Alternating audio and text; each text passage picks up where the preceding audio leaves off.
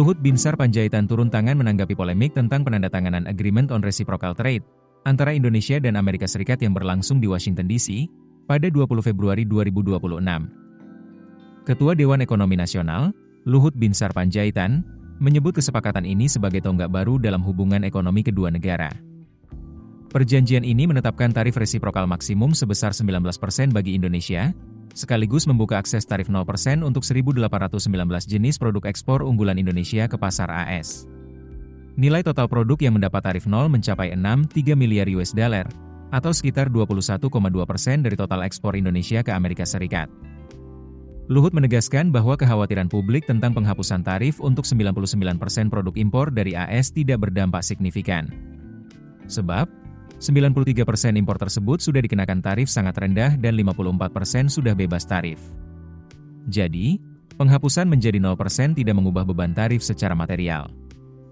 Di sisi lain, Indonesia berhasil memperoleh tarif 0% untuk 1.819 produk ekspor, termasuk minyak sawit, kopi, kakao, rempah, karet, produk elektronik, dan mineral penting.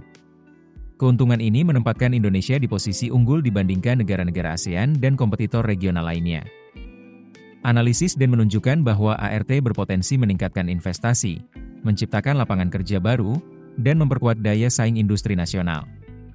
Luhut menambahkan, di tengah dinamika kebijakan tarif global dan ketidakpastian perdagangan internasional, perjanjian ini menjadi langkah strategis untuk melindungi kepentingan nasional. Perjanjian ini memastikan posisi Indonesia tetap kuat dan kredibel di tengah ketidakpastian perdagangan global. Ini adalah langkah strategis untuk melindungi kepentingan nasional sekaligus memperkuat daya saing ekonomi kita, tegas Luhut.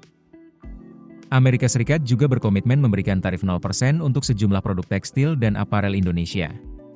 Kebijakan ini sangat penting bagi sektor padat karya yang menyerap lebih dari 4 juta tenaga kerja, menjadi tulang punggung industri manufaktur nasional.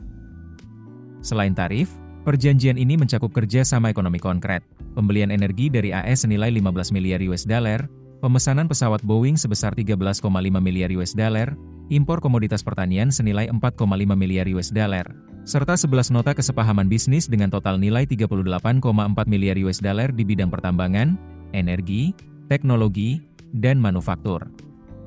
Itulah rangkuman singkat mengenai Agreement on Reciprocal Trade antara Indonesia dan Amerika Serikat.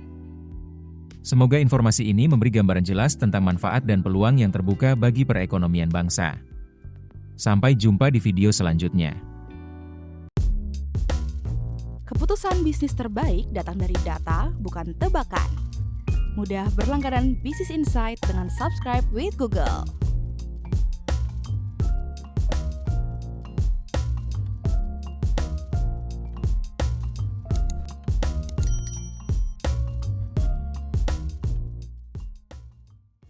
Download aplikasi Kontan sekarang di App Store atau Play Store.